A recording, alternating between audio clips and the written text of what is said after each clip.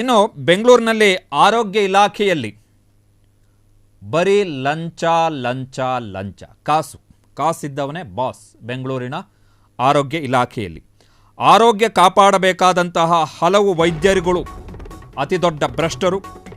DTO, DHO, THOಗಳಿಂದ ನಡೀತಿದೆ ರಾಜಧಾನಿಯಲ್ಲಿ ಅತಿ ದೊಡ್ಡ ದಂಧೆ. DTO ಡಾಕ್ಟರ್ ರಮೇಶ್ ಲಂಚಬಾಕತನ ಫ್ರೀಡಂ ಟಿವಿಯಲ್ಲಿ ಬಟಾಬಯಲು. ಕ್ಲಿನಿಕ್ ತೆರೆಯಲು ಬಂದ ಮಹಿಳಾ ಡಾಕ್ಟರ್ಗೆ ಲಂಚಕ್ಕೆ ಬೇಡಿಕೆಯನ್ನು ಇಟ್ಟಿದ್ದಾರೆ. ಜಿಲ್ಲಾ ಕ್ಷಯ ರೋಗ ಅಧಿಕಾರಿ, ಬೆಂಗಳೂರು ಜಿಲ್ಲಾ ಕ್ಷಯ ರೋಗ ಅಧಿಕಾರಿ ಡಾಕ್ಟರ್ ರಮೇಶ್ ಲಂಚಕ್ಕೆ ಬೇಡಿಕೆಯನ್ನು ಇಟ್ಟಿದ್ದಾರೆ. ಇದು ಕೇವಲ ಬಾಯಿ ಮಾತಿನ ಆರೋಪ ಅಲ್ಲ,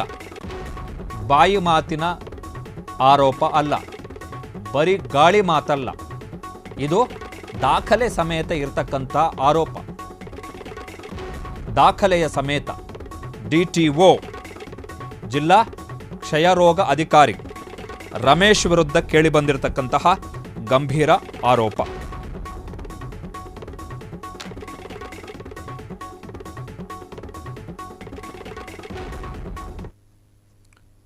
ಲಂಚ ಕೇಳಿದ್ದಾರೆ. DTO ಜಿಲ್ಲಾ ಕ್ಷಯರೋಗ ಅಧಿಕಾರಿ ನಾನು ಕ್ಲಿನಿಕ್ ಓಪನ್ ಮಾಡಬೇಕು ಅಂತೇಳಿ ಅನುಮತಿಯನ್ನು ಕೇಳಿದಂತಹ ವೈದ್ಯರೊಬ್ಬರ ಬಳಿ ಬೆಂಗಳೂರಿನ ಜಿಲ್ಲಾ ಕ್ಷಯರೋಗ ಅಧಿಕಾರಿ ಲಂಚವನ್ನು ಕೇಳಿದ್ದಾರೆ. KPME ನೋಂದಣಿ ಮಾಡಿಸುವುದಕ್ಕೂ ಕೂಡ ಲಂಚಕ್ಕೆ ಬೇಡಿಕೆಯನ್ನು ಕೇಳಿದ್ದಾರೆ. ಕರ್ನಾಟಕ ಪ್ರೈವೇಟ್ ಮೆಡಿಕಲ್ಸ್ ಎಸ್ಟಾಬ್ಲಿಷ್ಮೆಂಟ್ ಅಂದರೆ ಕರ್ನಾಟಕ ಖಾಸಗಿ ವೈದ್ಯಕೀಯ ಸಂಸ್ಥಾಪನೆಗಳು ಅಥವಾ ಕ್ಲಿನಿಕ್, ಸೊ ಅಲ್ಲಿ ನೋಂದಣಿ ಮಾಡಿಸಬೇಕು, ಅದಕ್ಕೆ ಲಂಚವನ್ನು ಕೇಳಿದ್ದಾರೆ ಎನ್ನುವಂಥದ್ದು ಆರೋಪ. ಡಾಕ್ಟರ್ ರಮೇಶ್ ಅವರು ಲಂಚ ಕೇಳಿದ್ದಾರೆ ಅಂತೇಳಿ ತಲಘಟ್ಟಪುರದಲ್ಲಿ ಆಯುರ್ವೇದಿಕ್ ಹೆಲ್ತ್ ಸೆಂಟರ್ ತೆರೆಯಲು ಲಂಚವನ್ನು ಕೇಳಿದ್ದಾರೆ. ವೈದ್ಯೆಯ ಬಳಿ, ವೈದ್ಯೆ ಸಂಧ್ಯಾ ಕೆ ಇವರ ಬಳಿ 40,000 ರೂಪಾಯಿಗೆ ಬೇಡಿಕೆಯನ್ನು ಇಟ್ಟಿದ್ದಾರೆ ರಿಜಿಸ್ಟ್ರೇಷನ್ಗೆ. KPME ಕರ್ನಾಟಕ ಪ್ರೈವೇಟ್ ಮೆಡಿಕಲ್ ಎಸ್ಟಾಬ್ಲಿಷ್ಮೆಂಟ್ನ ಅಡಿಯಲ್ಲಿ ಕ್ಲಿನಿಕನ್ನು ಓಪನ್ ಮಾಡುವುದಕ್ಕೆ ನೋಂದಣಿ ಮಾಡಬೇಕು. ಅದಕ್ಕೋಸ್ಕರ ಆ ನೋಂದಣಿ ರಿಜಿಸ್ಟ್ರೇಷನ್ಗೆ 40,000 ರೂಪಾಯಿ ಲಂಚವನ್ನು ಕೇಳಿದ್ದಾರೆ DTO ಡಾಕ್ಟರ್ ರಮೇಶ್. ಸ್ಪಾಟ್ ಇನ್ಸ್ಪೆಕ್ಷನ್ಗೆ ಬಂದು, ಸ್ಥಳ ಪರಿಶೀಲನೆಗೆ ಬಂದು ಲಂಚ ಕೇಳಿದ್ದಾರೆ. 40,000 ರೂಪಾಯಿ ಕೇಳಿದ್ರು. ಆಗಲ್ಲ ಸರ್, ಅಷ್ಟಿಲ್ಲ ಅಂತ ಹೇಳಿದ ಮೇಲೆ ಆಯ್ತಮ್ಮ, ಕಡೆಗೆ ಒಂದು 15,000 ರೂಪಾಯಿ ಆದರೂ ಕೊಡು, ಈ ದಿನದ ಖರ್ಚಿಗಾಗತ್ತೆ ಅಂಥೇಳಿ 15,000 ರೂಪಾಯಿ. 40 ಅಂದರೆ ಭಿಕ್ಷೆ, ಇದು ಮಾನ ಮರ್ಯಾದೆ ಬಿಟ್ಟು ಭಿಕ್ಷೆ ಕೇಳುವಂಥದ್ದು. ಸೊ ಅವರಿಬ್ಬರ ನಡುವೆ ನಡೆದಂತಹ ಸಂಭಾಷಣೆಯ ಆಡಿಯೋ ಇದೆ, ನೋಡೋಣ. ಸರ್, ಇನ್ಸ್ಪೆಕ್ಷನ್ ಪಾರ್ಟ್ ನಾನು ಮಾಡ್ಕೊಡ್ತೀನಿ ನಮ್ಮ ಹೇಳಿದ್ನಲ್ಲ ಫೀಸ್ ರೇಟ್ ಮಾಡಿದ್ರೆ ಎಷ್ಟು ಸರ್ ಹೇಳಿಲ್ಲ ನಮ್ಮ 20 ತಗೊಳ್ಳೋದು ಪಂಚಕರ್ಮ ಎಲ್ಲ 20% ಸ್ವಲ್ಪ ಕಡಿಮೆ ಮಾಡ್ಕೊಳ್ಳಿ ಸರ್. 20 ಎಲ್ಲ ನಮಗೆ ಕಷ್ಟ ಆಗುತ್ತೆ. ನಾನು ಮನೇಲಿ ಒಬ್ಬಳೇ ಅಲ್ಲ ಸರ್, ನಾನು ಮಾಡ್ಕೊಳ್ಬೇಕು. ಆಯಿತು, 15 ಕೂಡ ಮಾಡ್ಕೊಡ್ತೀನಿ. ಹೆಂಗೆ ಸರ್, GPೇನೋ ಕ್ಯಾಶಲ್ಲಿ ಇದೆ ಸರ್? ಕ್ಯಾಶ್ ಹೇಗೆ ಕೊಡಲಿ ಸರ್? ಹೇಗೆ ಕೊಡಲಿ? ಈ ಕೊಡಿ, ಕವರ್ಗೆ ಕೊಡಿ ಸರ್. ಇನ್ಸ್ಪೆಕ್ಷನ್ ಪಾರ್ಟ್ ನಾನು ಮಾಡ್ಕೊಡ್ತೀನಿ ನಮ್ಮ ಹೇಳಿದ್ನಲ್ಲ ಫೀಸ್ ರೇಟ್ ಮಾಡಿದ್ರೆ ಎಷ್ಟು ಸರ್? ಹೇಳಿಲ್ಲ ನಮ್ಮ 20 ತಗೊಳ್ಳೋದು ಪಂಚಕರ್ಮ ಎಲ್ಲ 20% ಸ್ವಲ್ಪ ಕಡಿಮೆ ಮಾಡ್ಕೊಳ್ಳಿ ಸರ್. 20 ಎಲ್ಲ ನಮಗೆ ಕಷ್ಟ ಆಗುತ್ತೆ. ನಾನು ಮನೇಲಿ ಒಬ್ಬಳೇ ಅಲ್ಲ ಸರ್, ನಾನು ಮಾಡ್ಕೊಳ್ಬೇಕು. ಆಯಿತು, 15 ಕೂಡ ಮಾಡ್ಕೊಡ್ತೀನಿ. ಹೆಂಗೆ ಸರ್, GPೇನೋ ಕ್ಯಾಶಲ್ಲಿ ಇದೆ ಸರ್? ಕ್ಯಾಶ್ ಹೇಗೆ ಕೊಡಲಿ ಸರ್? ಹೇಗೆ ಕೊಡಲಿ? ಈ ಕೊಡಿ, ಕವರ್ಗೆ ಕೊಡಿ. ಈಗ ನಾನು ಅಂದರೆ ATM ಎಲ್ಲ ಹೋಗಿ ರೆಡಿ ಮಾಡ್ಕೊಂಡು ಬರಬೇಕು. ಬನ್ನಿ, ಪರವಾಗಿಲ್ಲ, ವೆಯ್ಟ್ ಮಾಡ್ತೀನಿ. ಅಲ್ಲ, ಅಂದರೆ ಅರೇಂಜ್ ಮಾಡಬೇಕು ಸರ್. ಬೇರೆಯವ್ರಿಗೆ ಹೇಳಿಬಿಟ್ಟು ಸ್ವಲ್ಪ ಎಲ್ಲ ತಗೊಂಡ್ಬಂದ್ಬಿಟ್ಟು ಅದೇ ಹೇಳಿದೆ ನಿಮಗೆ. ಸ್ವಲ್ಪ ಹೇಳಿದ್ರೆ ಎಷ್ಟು ಅಂತ ನಾನು ಅರೇಂಜ್ ಮಾಡ್ಕೊತೀನಿ ಅಂತ. ಅಲ್ಲ, ಫೋನ್ಪೇ ಮಾಡಿಸ್ತೀರಾ? ಅಂದರೆ ಈಗ ಒಬ್ಬರಿಂದ ಅಲ್ಲ ಸರ್, ನಾನು ಕೇಳಬೇಕು ಬೇರೆಯವ್ರ ಹತ್ರ. ನನ್ನ ಕೈಯಲ್ಲಿ ಅಷ್ಟು ದುಡ್ಡಿಲ್ಲ ಸರ್. ಅಲ್ಲ, ಈಗ ನೀವೆಲ್ಲ ರೆಡಿ ಗೊತ್ತಿದೆಲ್ಲ ರೆಡಿ ಮಾಡ್ಕೋಬೇಕಲ್ಲಪ್ಪ ನೀವು. ಸರ್ ಮತ್ತೆ ಸರ್, ಮನೇಲೂ ಸ್ವಲ್ಪ ಕಷ್ಟ ಇದೆ ಸರ್. ಆಯ್ತು, ಕಮ್ಮಿ ಇರೋದಕ್ಕೆ ಗೊತ್ತಾಯ್ತು. ನೀವು ಕಮ್ಮಿ ಇರೋದಕ್ಕೆ ನೀವು ಅಷ್ಟು ಮೆಸೇಜ್ ಆಗ್ತಿದ್ದು ಬಂದೆ, ನಾನು ಬಿಸಿ ಇದ್ದೇನೆ, ನಾನು ಮಾಡ್ಕೊಳ್ಳೋಣ ಅಂತ.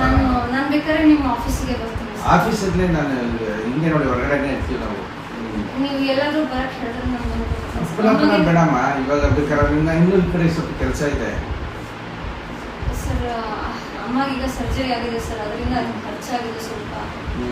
ಅದಕ್ಕೆ ಸರ್ ಸ್ವಲ್ಪ ಅರೇಂಜ್ ಮಾಡೋಕ್ಕೆ ಒಂದು 2 ದಿನ ಆದರೂ ಟೈಮ್ ಕೊಡಿ ಸರ್, ನಾನೇ ಬಂದು ಎಲ್ಲಾದರೂ ಕೊಡ್ತೀನಿ ನಿಮಗೆ. ಪದೇ ಪದೇ ಇದು ಮಾಡೋಕ್ಕಾಗಲ್ಲ, ಅದು ಒಂದ್ಸತಿ ಸುಮ್ಮನೆ ಬಂದಾಗ ಕ್ಲಿಯರ್ ಮಾಡಬೇಕು.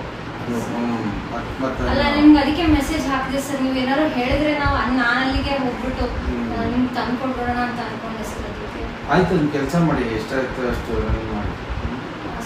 ನನ್ನ 2 ದಿನದಲ್ಲಿ ಪಕ್ಕ ಹಂಗೆ ಆಗಲ್ಲಮ್ಮ, 2 ದಿನ ಅಂದರೆ ನಾನು ಮತ್ತೆ ಇದು ಮಾಡೋಕ್ಕಾಗಲ್ಲ. ಟೈಮ್ ಕೊಟ್ಟು ನೀವು ರೆಡಿ ಮಾಡ್ಕೊಂಡಿರ್ಬೇಕು. ಪದೇ ಪದೇ ನಾವು ಬರೋದು ಹೇಳೋದು ಕೇಳೋದು ಹಂಗೆ ಮಾಡೋಣ ಸರ್. ನಾನು ಒಂದು 2-3 ಜನರ ಹತ್ರ ಕೇಳ್ಬೇಕು ಸರ್, ನನಗೆ ಯಾವುದು ಸರ್, ನನ್ನ ಫ್ರೆಂಡ್ಸ್ ಹತ್ರ ಎಲ್ಲ ಕೇಳಬೇಕು. ಅಲ್ಲ ಈಗ ಗೊತ್ತಿದ್ದಲ್ಲ, ಎಲ್ಲ ರೆಡಿ ಮಾಡ್ಕೊಬೇಕಲ್ಲಪ್ಪ ನೀವು. ನಿಮ್ಮ ಹತ್ರ ಅದೇ ಫೈನಲ್ ಅಮೌಂಟ್ ಸ್ವಲ್ಪ ಇದು ಮಾಡ್ಕೊಂಡು ಆಮೇಲೆ ಮಾತಾಡೋಣ. ಈ ಥರದ್ದೆಲ್ಲ ನಂಗೆ ಗೊತ್ತಿಲ್ಲ ಸರ್, ಅದಕ್ಕೆ ಏನಿದೆ. ಸೊ ಇದು DTO ಬೆಂಗಳೂರು ಜಿಲ್ಲಾ ಕ್ಷಯರೋಗ ಆರೋಗ್ಯಾಧಿಕಾರಿ ಡಾಕ್ಟರ್ ರಮೇಶ್, ಆಯುರ್ವೇದ ವೈದ್ಯೆ ಡಾಕ್ಟರ್ ಸಂಧ್ಯಾ ಕೆ ಅವರ ಬಳಿ ಮಾತಾಡಿರುವಂತಹ ಆಡಿಯೋ. ಇವರು ನೋಡಿ ಹೂಗುಚ್ಚ ಇಟ್ಕೊಂಡಿದ್ದಾರೆ, ಪಾಪ ಆ ಹೂಗುಚ್ಚ ಇಟ್ಕೊಂಡಿದ್ದಾರೆ. ಆ ಆಡಿಯೋದಲ್ಲಿ ಏನಿದೆ ಅಂತ ಹೇಳಿದ್ರೆ, ಸ್ಪಾಟ್ ಇನ್ಸ್ಪೆಕ್ಷನ್ಗೆ ಹೋಗಿದ್ದಾರೆ, ಸ್ಥಳ ಪರಿಶೀಲನೆಗೆ ಹೋಗಿದ್ದಾರೆ ಡಾಕ್ಟ್ರು, ಕ್ಷಯರೋಗ ಆರೋಗ್ಯಾಧಿಕಾರಿ. ಅವ್ರ ಪ್ರಶ್ನೆ ಏನು ಅಂತ ಹೇಳಿದ್ರೆ, ನಾನು ಬಂದಾಗಿದೆ, ದುಡ್ಡು ಈಗ ಕೊಟ್ಬಿಡಿ ನನಗೆ ಅಂತ. ಮೊದಲೇ ರೆಡಿ ಮಾಡ್ಕೋಬೇಕಿತ್ತಮ್ಮ ನೀನು, ದುಡ್ಡು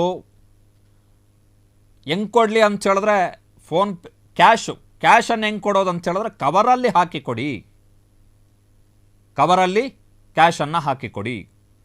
ಇಲ್ಲ ಈಗ ಕ್ಯಾಶು ಅಂದರೆ ಆಯ್ತು, ಯಾರ ಕಡೆಯಿಂದಾದರೂ ಫೋನ್ಪೇ ಏನಾದರೂ ಮಾಡಿಸಿ. ಸರ್ 2 ದಿನ ಬಿಟ್ಟಾದ ಮೇಲೆ ಅರೇಂಜ್ ಮಾಡ್ತೀನಿ ಅಂತ ಹೇಳಿದ್ರೆ, ಇಲ್ಲಮ್ಮ ಮತ್ತೆ ಪದೇ ಪದೇ ಬರೋಕ್ಕಾಗಲ್ಲ, ರೆಡಿ ಮಾಡಿ ಇಟ್ಕೊಳ್ಬೇಕಲ್ಲಮ್ಮ. ಸೊ ಧಾವಂತ ದುಡ್ಡು ಲಂಚ ಬೈ ಮಿಸ್ಸಾಗಿ ಕೈ ತಪ್ಪಿದ್ರೆ ಅಂಥೇಳಿ ಬಂದುಬಿಡಲಿ ಈಗಲೇ ಅಂತ. ಆಫೀಸಿಗೆ ಬರ್ತೀನಿ, ಅಲ್ಲೇ ಮಾತಾಡ್ತೀನಿ, ಅಲ್ಲೇ ಕೊಡ್ತೀನಿ ಅಂತ ಹೇಳಿದ್ರೆ ಸಾಹೇಬ್ರೆ ಹೇಳ್ತಾರೆ, ಇಲ್ಲ ನಾನು ಆಫೀಸಲ್ಲಿ ಇರಲ್ಲ, ಹೊರಗಡೆಯೇ ಓಡಾಡ್ಕೊಂಡಿರ್ತೀನಿ ಅಂತ. ಹೊರಗಿನ ವ್ಯವಹಾರಗಳು ಸಾಹೇಬ್ರದ್ದು. ವ್ಯವಹಾರ ಏನು ಇದೆ, 30,000 40,000, ಇಲ್ಲದಿದ್ದರೆ last 15,000. So DTO doctor Ramesh ಅವರ ವಿರುದ್ಧ FIR ದಾಖಲಾಗಿದೆ ಲೋಕಾಯುಕ್ತದಲ್ಲಿ. FIR ದಾಖಲಾಗಿದೆ. ಅಪರಾಧ ಸಂಖ್ಯೆ 29/2025.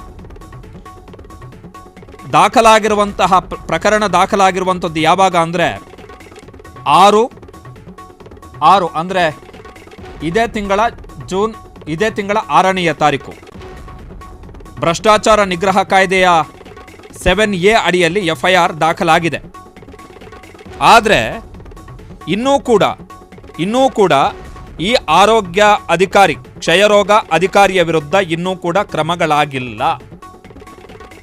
ಲಂಚ ಸ್ವೀಕಾರ ಮಾಡಿದ್ದಕ್ಕೆ ಪೂರಕವಾದಂಥ ಅಥವಾ ಲಂಚಕ್ಕೆ ಬೇಡಿಕೆ ಇಟ್ಟಂತಹ ಆರೋಪಕ್ಕೆ ಪೂರಕವಾದಂತಹ ದಾಖಲೆಗಳು ಇದ್ದಾಗ್ಯೂ ಕೂಡ ಇನ್ನೂ ಕೂಡ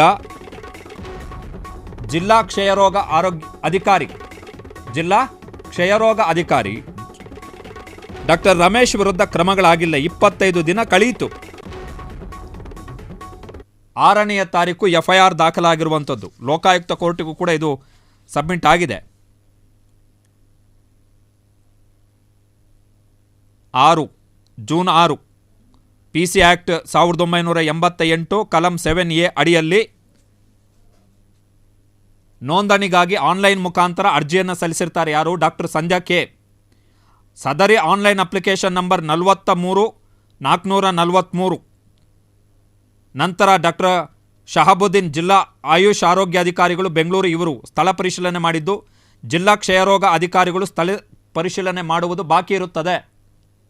ಸೊ ಕ್ಷಯರೋಗ ಅಧಿಕಾರಿಗಳು ಪರಿಶೀಲನೆ ಮಾಡಿ ಅಪ್ರೂವ್ ಮಾಡುವುದಂತೂ ಬಾಕಿ ಇತ್ತು. ಅದರಂತೆ ಡಾಕ್ಟರ್ ರಮೇಶ್, ಜಿಲ್ಲಾ ಕ್ಷಯರೋಗ ಅಧಿಕಾರಿಯವರು KPME Karnataka private medical establishment ನೋಂದಣಿಗಾಗಿ ಕಂಪ್ಯೂಟರ್ನಲ್ಲಿ ಅಪ್ರೂವಲ್ ಮಾಡುವುದಕ್ಕೆ ಸೊ ಇದ್ರ ಬಗ್ಗೆ ಮಾಹಿತಿಯನ್ನು ಕೊಡಲಿಕ್ಕೆ ನಮ್ಮ ಪ್ರತಿನಿಧಿ ಶರತ್ ಅವರು ದೂರವಾಣಿ ಸಂಪರ್ಕದಲ್ಲಿದ್ದಾರೆ. ಶರತ್, ಹೇಳಿ ಅಕ್ಷಯ್. ಕಣ್ಣಿಗೆ ಕಾಣುವಂತಹ ಕೆಲವು ಸಾಕ್ಷ್ಯಗಳಿದ್ರೂ ಕೂಡ ಯಾಕೆ ಇನ್ನು ಆಕ್ಷನ್ ಆಗಿಲ್ಲ ಅಂತೇಳಿ ಅಧಿಕಾರಿಯ ವಿರುದ್ಧ? ಇದು ನಿಜವಾಗ್ಲೂ ಒಂದು ದುರಂತ ಅಕ್ಷಯ್. ಏನಂತಂದ್ರೆ ಲೋಕಾಯುಕ್ತದಲ್ಲಿ ಈಗಾಗಲೇ ಒಂದು FIR ಕೂಡ ದಾಖಲಾಗಿದೆ. FIR ದಾಖಲಾದ ನಂತರವೂ ಕೂಡ ಅವರ ಮೇಲೆ ಆರೋಗ್ಯ ಇಲಾಖೆಗಳಾಗಲಿ ಆರೋಗ್ಯ ಸಚಿವರಾಗಲಿ ಯಾವುದೇ ರೀತಿಯಾದಂತಹ ಕ್ರಮಗಳನ್ನ ತೆಗೆದುಕೊಂಡಿಲ್ಲ. ಜೊತೆಗೆ ಏನು ಪ್ರಿನ್ಸಿಪಲ್ ಸೆಕ್ರೆಟರಿ ಇದ್ದಾರೆ ಆರೋಗ್ಯ ಇಲಾಖೆಯ ಡಾಕ್ಟರ್ ಹರ್ಷ್ ಗುಪ್ತಾ ಅವರು ತುಂಬಾ ಅಪ್ರೈಟ್ ಆಫೀಸರ್, ಯಾವುದೇ ರೀತಿಯ ಭ್ರಷ್ಟಾಚಾರವನ್ನು ಸಹಿಸಿಕೊಳ್ಳೋದಿಲ್ಲ ಅನ್ನುವಂತಹ ಒಂದು ಟ್ರ್ಯಾಕ್ ರೆಕಾರ್ಡ್ ಅನ್ನ ಹೊಂದ್ಕೊಂಡಿದ್ದಾರೆ. ಅಷ್ಟಾದ್ರೂ ಕೂಡ ಯಾಕೆ ಆಕ್ಷನ್ ಅನ್ನ ತೆಗೆದುಕೊಂಡಿಲ್ಲ? ಜೊತೆಗೆ ನಮ್ಮ ಬಳಿ ಇರುವಂತಹ ಆಡಿಯೋ ರೆಕಾರ್ಡ್ ಅಲ್ಲಿ ಸಂಪೂರ್ಣವಾಗಿ ಗೊತ್ತಾಗುತ್ತೆ ಅವರು ಹಣವನ್ನ ಡಿಮ್ಯಾಂಡ್ ಮಾಡ್ತಾ ಇರೋದು. ಈ ರೀತಿಯಾಗಿ ಪ್ರತಿಯೊಂದು ದಿನಕ್ಕೆ ಕಡಿಮೆ ಅಂತಂದ್ರು ಬೆಂಗಳೂರಿನಲ್ಲಿ ನೂರಾರು ಈ ರೀತಿಯ ಅಪ್ಲಿಕೇಶನ್ಗಳು ಬರ್ತವೆ. ಆಯುರ್ವೇದಿಕ್ ಕ್ಲಿನಿಕ್ಗಳಿರಲಿ ಅಥವಾ ಸಣ್ಣ ಪುಟ್ಟ ಅಲೋಪತಿ ಕ್ಲಿನಿಕ್ಗಳು, ಹೋಮಿಯೋಪತಿ ಕ್ಲಿನಿಕ್ಗಳು ಇವೆಲ್ಲವೂ ಕೂಡ ಬರ್ತವೆ. ಈ ಅಪ್ಲಿಕೇಶನ್ ಬಂದಾಗ ಒಂದೊಂದಕ್ಕೂ 40,000 50,000 ಈ ತರ ಲಕ್ಷಾಂತರ ರೂಪಾಯಿಗಳನ್ನ ಪಡೆದು ಅದಾದ ನಂತರ ಪರವಾನಗಿ ನೀಡಿದ್ರೆ ಅದಾದ ನಂತರದಲ್ಲಿ ಆಗುವಂತಹ ದುಷ್ಪರಿಣಾಮವನ್ನು ಕೂಡ ಗಮನಿಸಬೇಕಾಗತ್ತೆ. ಯಾಕೆ ಅಂತಂದ್ರೆ ಒಂದು ಈ ರೀತಿಯಾಗಿ ಹಣವನ್ನ ಪಡೆದು ಹಣ ಕೊಡದೇ ಇದ್ರೆ ಯಾವುದೇ ರೀತಿಯಾಗಿ ಕೂಡ ಕ್ಲಿನಿಕ್ ನ ಓಪನ್ ಮಾಡೋದಕ್ಕೆ ಪರವಾನಗಿಯನ್ನ ನೀಡಲ್ಲ ಅಂತ ಹೇಳ್ತಾರೆ. ಈ ಹೊರೆಯನ್ನ ಅಂದ್ರೆ ಈಗ ಯಾರಾದ್ರೂ ದುಡ್ಡು ಕೊಟ್ಟು ಬರ್ತಾರೆ ಅಂತಂದ್ರೆ ದುಡ್ಡು ಕೊಟ್ಟು ಕ್ಲಿನಿಕ್ ಅನ್ನ ಶುರು ಮಾಡುವಂತವ್ರು ಅವರ ಹೊರೆಯನ್ನ ಪೇಷಂಟ್ ಗಳ ಮೇಲೆ ಹಾಕ್ತಾರೆ. ಸೊ ಆರೋಗ್ಯ ಒಂದು ಸರ್ವಿಸ್ ಸೆಕ್ಟರ್ ಅಂಡರ್ ನಲ್ಲಿ ಬರೋದ್ರಿಂದ ಆರೋಗ್ಯ ಎಲ್ಲರಿಗೂ ಮುಕ್ತವಾಗಿ ಉಚಿತವಾಗಿ ಸಿಗಬೇಕು. ಆದ್ರೆ ಪ್ರೈವೇಟ್ ಇನ್ಸ್ಟಿಟ್ಯೂಷನ್ಗಳು ಇದು DHO ಗಮನಕ್ಕೆ ಬಂದಿಲ್ವಾ ಶರತ್ ಅವರೇ? ಲೋಕಾಯುಕ್ತದಲ್ಲೇ FIR ಆಗಿದೆ ಅನ್ನುವಂತಹ ಒಂದು ಆಗಿರುವಾಗ DHO ಅವರ ಗಮನಕ್ಕೆ ಬರದೇ ಇರೋದಕ್ಕೆ ಸಾಧ್ಯವೇ ಇಲ್ಲ. ಆರೋಗ್ಯ ಇಲಾಖೆಯ ಹಿರಿಯ ಅಧಿಕಾರಿಗಳಿಗೆ ಕೂಡ ಈ ಒಂದು ಮಾಹಿತಿ ಸಿಕ್ಕಿದೆ. ಅಷ್ಟಾದ್ರೂ ಕೂಡ ಯಾವುದೇ ರೀತಿಯಾದಂತಹ ಕ್ರಮಗಳನ್ನು ತೆಗೆದುಕೊಂಡಿಲ್ಲ. ಜೊತೆಗೆ ಇವರು ಏನಿದ್ದಾರೆ ಡಾಕ್ಟರ್ ರಮೇಶ್ ಅವ್ರನ್ನ ಫ್ರೀಡಮ್ ಟಿವಿ ಸಂಪರ್ಕಿಸಿದಾಗ ತುಂಬಾ ಉಡಾಫಿಯಾದಂತಹ ಉತ್ತರವನ್ನ ಕೊಟ್ಟಿದ್ದಾರೆ. ನಾವೇನಕ್ಕೆ ನಿಮಗ್ ಮಾತಾಡ್ಬೇಕು, ನಾವು ಮೇಲಧಿಕಾರಿಗಳಿಗೆ ಹೇಳ್ಕೊಡ್ತೀವಿ ಬಿಡ್ರಿ, ನೀವ್ಯಾರು, ನಿಮ್ಮ ಹತ್ರ ನಾವು ಯಾಕೆ ಹೇಳ್ಬೇಕು ಅಂತ. ಅಂದ್ರೆ ಉತ್ತರದಾಯಿತ್ವ ನನಗಿಲ್ಲ ಅನ್ನುವಂತಹ ಒಂದು ಮೊಂಡತನ ಕೂಡ ಅವ್ರಲ್ಲಿ ಅಡಗಿದೆ. ಸೊ ಈ ರೀತಿಯಂತ ಮೊಂಡತನವನ್ನ ಕಟ್ಟಿ ಹಾಕಬೇಕು ಅಂತಂದ್ರೆ ಆರೋಗ್ಯ ಇಲಾಖೆ ಸೂಕ್ತವಾದ ಕಾನೂನು ಕ್ರಮವನ್ನ ಜರುಗಿಸಬೇಕು. ಅವ್ರನ್ನ ತಕ್ಷಣದಲ್ಲೇ ಸಸ್ಪೆಂಡ್ ಮಾಡಿ ಅದಾದ ನಂತರದಲ್ಲಿ ಈ ಒಂದು ಪ್ರಕರಣಕ್ಕೆ ಸಂಬಂಧಿಸಿದಂತೆ ತನಿಖೆಯನ್ನು ನಡೆಸಬೇಕಾಗತ್ತೆ. ಅವರು ಸರ್ವಿಸ್ ನಲ್ಲೇ ಮುಂದುವರೆದು ಅದರ ನಂತರದಲ್ಲಿ ಪ್ಯಾರಲಲ್ ಆಗಿ ಇನ್ವೆಸ್ಟಿಗೇಷನ್ ಮಾಡ್ತೀನಿ ಅಂತಂದ್ರೆ ಅವರು ಪ್ರಭಾವವನ್ನು ಬೀರ್ತಾರೆ. ಸರಿಯಾದ ಇನ್ವೆಸ್ಟಿಗೇಷನ್ ಆಗೋದಕ್ಕೆ ಸಾಧ್ಯ ಇಲ್ಲ. ಸೊ ನಾವು ಪರವಾಗಿ ಮತ್ತೆ ಫ್ರೀಡಮ್ ಟಿವಿ ಕೇಳ್ಕೊಳ್ಳೋದು ಏನು ಅಂತಂದ್ರೆ ತಕ್ಷಣದಲ್ಲೇ ಅವ್ರನ್ನ ಸಸ್ಪೆಂಡ್ ಮಾಡಬೇಕು. ಮಾಡಿದ ನಂತರದಲ್ಲಿ ತನಿಖೆಯನ್ನ ಮಾಡಬೇಕಾಗುತ್ತೆ. ತಕ್ಷಣದಲ್ಲಿ ಅವ್ರನ್ನ ಸಸ್ಪೆಂಡ್ ಮಾಡುವಂತಹ ಒಂದು ಬದ್ಧತೆಯನ್ನ ಆರೋಗ್ಯ ಇಲಾಖೆ ಹೊಂದಿದ್ಯಾ ಅನ್ನೋದನ್ನ ಈ ಪ್ರಕರಣದಲ್ಲಿ ನಮಗೆ ತಿಳಿಯುತ್ತೆ ಅಕ್ಷಯ್. ಓಕೆ, ಥ್ಯಾಂಕ್ ಯು ಶರತ್ ಅವರೇ ನಿಮ್ಮ ಮಾಹಿತಿಗಾಗಿ.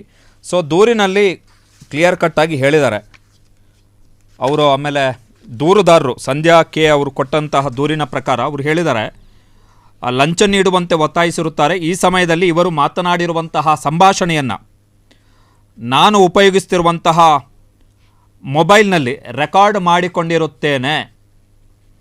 ನಾನು ಬಳಸ್ತಾ ಇರುವಂತಹ ಮೊಬೈಲ್ನಲ್ಲಿ ರೆಕಾರ್ಡ್ ಮಾಡಿಕೊಂಡಿರುತ್ತೇನೆ ಅಂಥೇಳಿ ಸ್ವತಃ ಸಂಧ್ಯಾ ಕೆ ಯಾರು ಆಯುರ್ವೇದಿಕ್ ಕ್ಲಿನಿಕನ್ನು ಓಪನ್ ಮಾಡಲಿಕ್ಕೆ ಅಪ್ಲಿಕೇಶನನ್ನು ಸಲ್ಲಿಸಿದರು ನೋಂದಣಿಗಾಗಿ, ಅವರು ತಮ್ಮ ದೂರಿನಲ್ಲಿ ಕೊಟ್ಟಿರುವಂತಹ ಮಾಹಿತಿಗಳ ಪ್ರಕಾರ ತಾವೇ ಆ ಆಡಿಯೋವನ್ನು ರೆಕಾರ್ಡ್ ಮಾಡಿದ್ದಾಗಿ ಅವರು ದೂರಿನಲ್ಲಿ ಹೇಳಿದ್ದಾರೆ.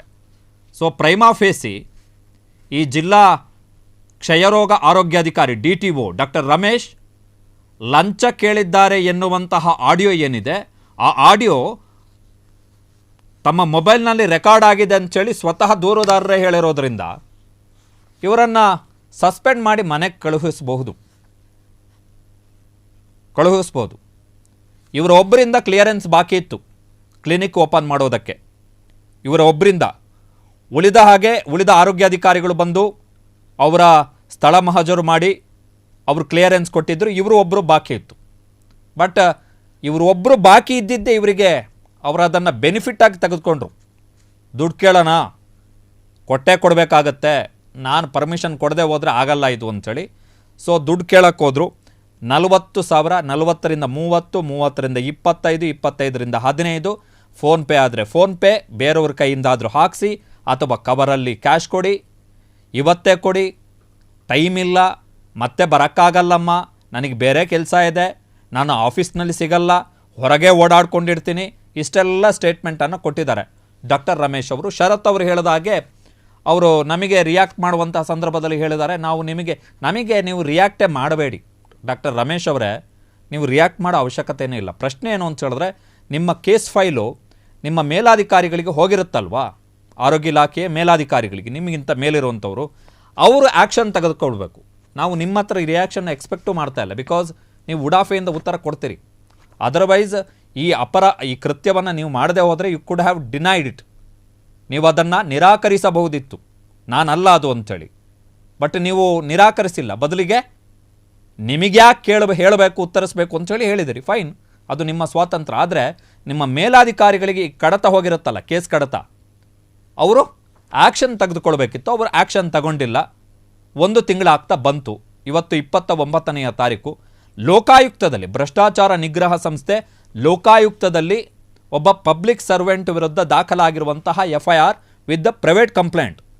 ಮತ್ತು ಯಾರು ನಿಮ್ಮ ಲಂಚಬಾಕತನದಿಂದ ನೇರವಾಗಿ ಸಮಸ್ಯೆಯನ್ನು ಅನುಭವಿಸಿದಾರೋ ಅವರೇ ನೇರವಾಗಿ ಖುದ್ದು ಲಿಖಿತ ರೂಪದಲ್ಲಿ ಕೊಟ್ಟಿರುವಂತಹ ದೂರಿನ ಆಧಾರದ ಮೇಲೆ ದಾಖಲಾಗಿರುವಂಥ FIR, 3ನೇಯವರು ಯಾರೋ ಕೊಟ್ಟಂತಹ ದೂರಲ್ಲ ಇದು. ಸೊ ಬೆಂಗಳೂರಿನ ಜಿಲ್ಲಾ ಆರೋಗ್ಯಾಧಿಕಾರಿಗಳು ಕ್ರಮ ಕೈಗೊಳ್ಳಬೇಕು. ಇಂಥ ಅಧಿಕಾರಿಯನ್ನು ಇಲಾಖೆಯಲ್ಲಿ ಇಟ್ಕೊಂಡು ಒಳ್ಳೆಯ ಹೆಸರು ಮಾಡೋಕ್ಕೂ ಆಗಲ್ಲ, ಒಳ್ಳೆ ಕೆಲಸ ಮಾಡೋಕ್ಕೂ ಆಗಲ್ಲ.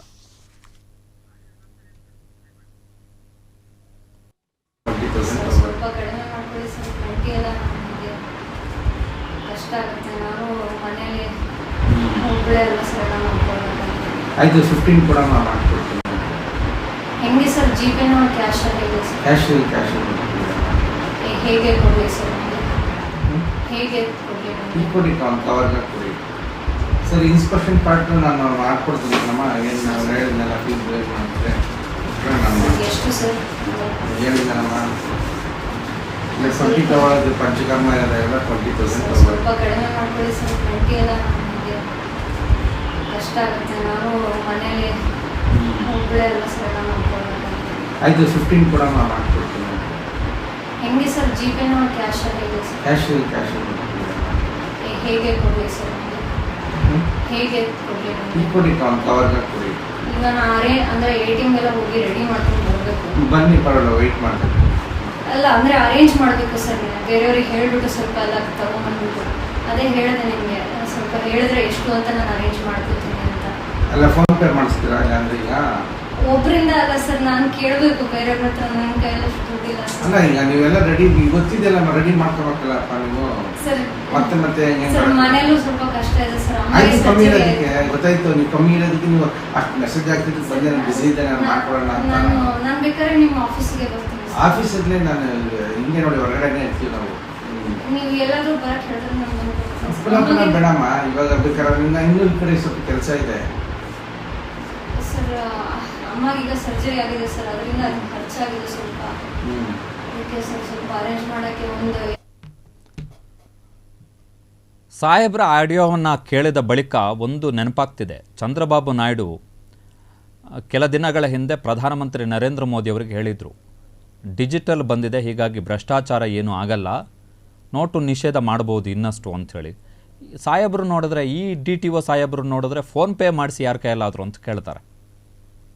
ಫೋನ್ಪೇ ಯಾರ ಕೈಯಲ್ಲಾದರೂ ನಿಮಗೆ ಈಗ ದುಡ್ಡು ಕೊಡೋಕ್ಕಾಗಲಿಲ್ಲ ಅಂತ ಹೇಳಿದ್ರೆ ಪರವಾಗಿಲ್ಲ, ಯಾರ ಕೈಯಲ್ಲಾದರೂ ಹಾಕಿಸಿ ದುಡ್ಡು ಅಂಥೇಳಿ. ಸೊ ಲಂಚಕ್ಕೆ ಅಥವಾ ಭ್ರಷ್ಟಾಚಾರಕ್ಕೆ ಡಿಜಿಟಲ್ಲು ನೋಟು ಏನು ಲೆಕ್ಕ ಇಲ್ಲ, ದುಡ್ಡಾದರೆ ಆಯ್ತಷ್ಟೇ. ಕ್ಷಣ ಕ್ಷಣದ ಸುದ್ದಿಗಳಿಗಾಗಿ ಫ್ರೀಡಂ ಟಿವಿ ಸಬ್ಸ್ಕ್ರೈಬ್ ಮಾಡಿ, ಲೈಕ್ ಮಾಡಿ ಹಾಗೂ ಫಾಲೋ ಮಾಡಿ. ಹೊಸ ಸುದ್ದಿಗಳ ನೋಟಿಫಿಕೇಶನ್ಗಾಗಿ ಬೆಲ್ ಐಕಾನ್ ಮೇಲೆ ಕ್ಲಿಕ್ ಮಾಡಿ.